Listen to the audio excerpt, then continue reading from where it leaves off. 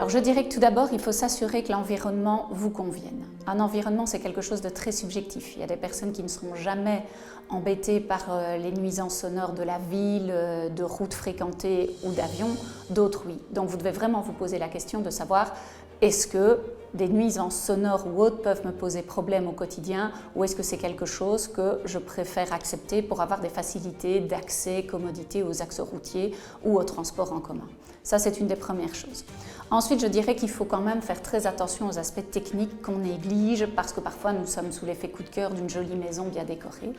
Il faut vraiment s'intéresser à tout ce qui est structure du bâtiment.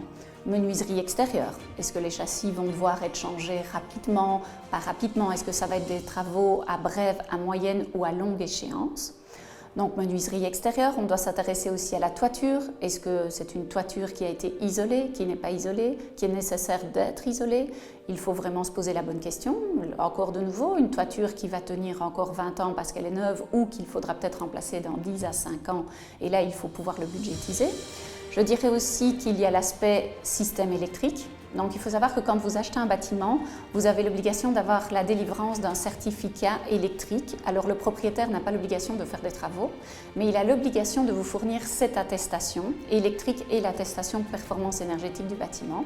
Et vous aurez entre 1 an et 18 mois, suivant que l'installation date d'avant ou d'après 1981, pour vous remettre obligatoirement en conformité au niveau électrique. Au niveau PEB, vous n'avez aucun travaux, je vais dire, qui va être obligatoire, mais par contre, au niveau électrique, vous aurez une obligation de vous mettre en conformité dans l'année ou dans les 18 mois de votre achat.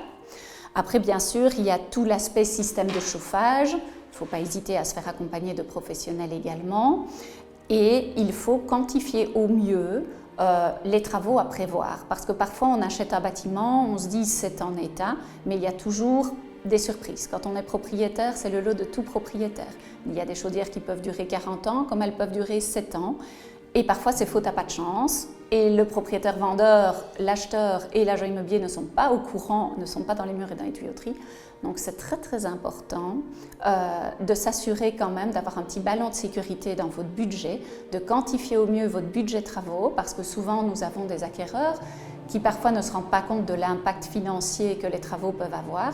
Et comme vous allez signer un crédit hypothécaire pour souvent 15 à 20 ans, il faut s'assurer que s'il y a des travaux nécessaires dans 10 ans, que vous aurez de quoi assumer ces travaux pour pouvoir profiter au mieux de votre achat et être serein dans votre achat.